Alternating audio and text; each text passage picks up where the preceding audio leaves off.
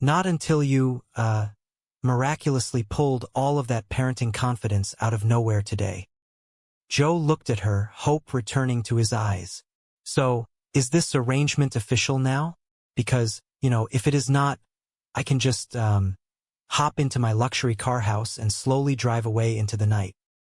Melissa looked at the man who had lied, bribed, and somehow managed to bring her fractured family back from the brink in a single day. She smiled, offering her hand. Yeah, Melissa said firmly. Let us give it a real shot. How bad could you possibly be? Joe took her hand, shaking it warmly. You will find out soon enough, will you not?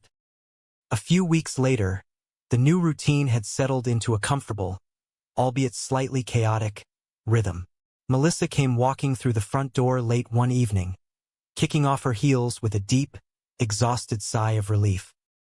Joe was sitting in the living room, folding a mountain of laundry.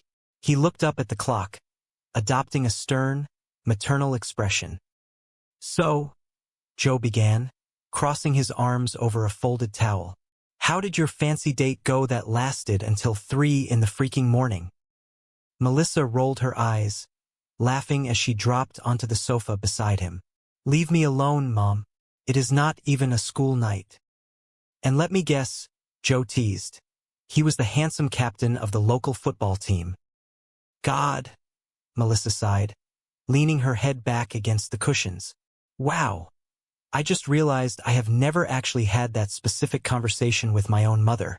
I would come walking in at 3 in the morning, and she would simply send me back out to the store for more gin. Joe chuckled, organizing the socks. So, how did the kids actually get to bed tonight? Joe consulted a mental list. Ryder knocked out cold at about 11 o'clock, and Lennox was, reading until 1:30. 1:30. Melissa practically shouted, sitting up straight. All right, keep your voice down, Joe shushed her. She just got into her bed right now when she clearly heard your car pulling into the driveway, but she is completely caught up on her biology and her advanced math homework. He paused, grinning. And she is also caught up on the entire 5th season of that television show about the Lost Island. Before Melissa could scold him, a loud, booming knock rattled the front door. Army Delivery Council. Babe? A deep voice shouted from outside. Melissa frowned, looking confused. Does it? What is that supposed to mean? Joe stood up, looking alarmed. What is that face you are making? Did you forget to pay for something? He walked to the window, carefully peering through the blinds. He immediately stepped back, his eyes wide. Hey, holy nuts. That guy out there is absolutely huge. What? Melissa asked, standing up. Mel. Joe stage whispered, backing away from the door. Mel, this guy. I am not kidding around. This guy on the porch is huge, Mel. Melissa sighed, walking past Joe toward the door. For the first time in a very long time, despite the giant man on her porch, the political scandals, and the rebellious teenagers upstairs, she felt completely, wonderfully at home. She reached for the doorknob, ready to face whatever new chaos the universe had delivered, knowing she finally had a partner to help her clean it up. The story of Melissa and Joey unfolded much like a classic television comedy recorded in front of a live studio audience, filled with moments of sparkling wit, underlying warmth, and the chaotic beauty of a family piecing itself together. The grand chamber of the city council was bathed in the harsh, fluorescent glow of municipal duty.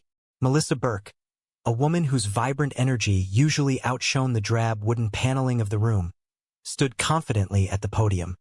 She was a picture of modern grace, balancing the immense weight of public office with an effortless, undeniable charm.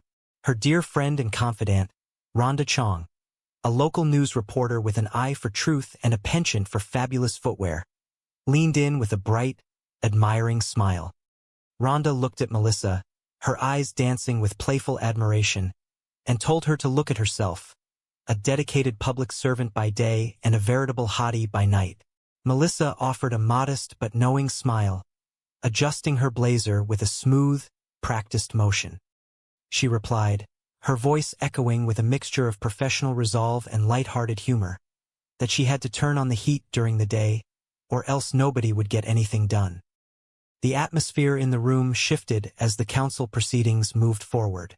Melissa stood tall, her voice projecting across the murmuring crowd as she announced that the council story was up. She declared with firm conviction that from now on, the city would be capping elementary school class size at 22 students. This progressive triumph, however, was met with immediate, visceral opposition. A red-faced man in the second row, clutching a crumpled petition, stood up and shouted that this was garbage. He complained bitterly that actual garbage was piling up in front of his restaurant because the city had cut pickups to once a week. Melissa, maintaining her composure and her warm, authoritative tone, patiently explained that a reduction in trash service was exactly what paid for the smaller class sizes. Later, reflecting on the intense moment, Rhonda marveled at Melissa's stoicism.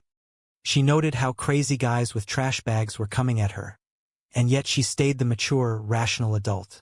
Melissa nodded, a glimmer of triumphant satisfaction in her eyes, confirming that yes, she certainly did. She added with a spirited, triumphant flair that the garbage guy could suck it. But the chaos of the meeting was far from over. Just as the murmurs began to settle, another disruption shattered the formal proceedings. A man burst through the heavy oak doors, his presence demanding immediate attention. He was a man who looked as though he had recently tumbled from the heights of luxury into a canyon of sheer desperation. Melissa's eyes widened in disbelief. She instinctively muttered, "Oh, and then this dude." The man marched down the center aisle, his voice carrying the rough edge of a man who had lost everything. He pointed an accusatory finger and told someone off to the side, "Hey, do not be that guy." He demanded that they not be that guy who brings their garbage into a public arena and acts like a crazy person. He pleaded for them to act like a gentleman, offering a curt thank you before turning his burning gaze directly onto Melissa. He stood before the podium, his posture tight with righteous anger, and demanded to know where the hell the money was that her brother-in-law had stolen from him. Melissa felt the collective gasp of the room. The ghost of her family's recent scandal hovered over her like a dark cloud. She stammered for a fraction of a second, asking what he meant, referencing her sister.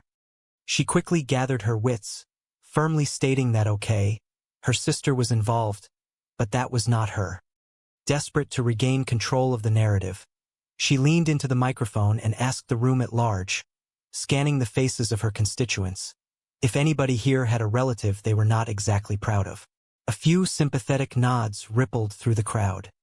She took a breath, finding solace in the shared human experience of messy families, and murmured that it was not just her. Rhonda, always the supportive friend, whispered from the sidelines that at least he was cute. Melissa, her mind racing 1,000,000 miles a minute, scoffed slightly, whispering back that she did not see it. Back at the Burke residence, the air was considerably less municipal but equally chaotic. The grand, sprawling house felt entirely too large for its current occupants, yet simultaneously suffocating under the weight of their new reality. Rhonda, pouring a cup of coffee in the expansive kitchen, praised Melissa for her performance. She told Melissa that she had held her own up there, adding with deep sincerity that Melissa reminded her of her father, the esteemed senator. Melissa, momentarily distracted by the residual adrenaline of the confrontation, sniffed her own sleeve and asked in a panic, "Oh my God, did I smell like strippers?" Rhonda laughed, shaking her head, and assured her that no, she smelled like authority. Melissa smiled, a genuine spark of pride returning to her features, and declared that oh, well, that was her fragrance. Rhonda agreed enthusiastically, stating that she had to say, in all humility, that Melissa was, yes, smoking. They shared a celebratory moment, raising their hands for a high five, up high, and down low, sealing it with a triumphant okay. Rhonda pointed out that, plus, her brother-in-law's various felonies totally shifted the focus of the meeting. Melissa nodded, feeling a strange sense of relief, and concluded that she thought she had put the whole trash issue to bed. However, the universe has a funny way of bringing the trash right back.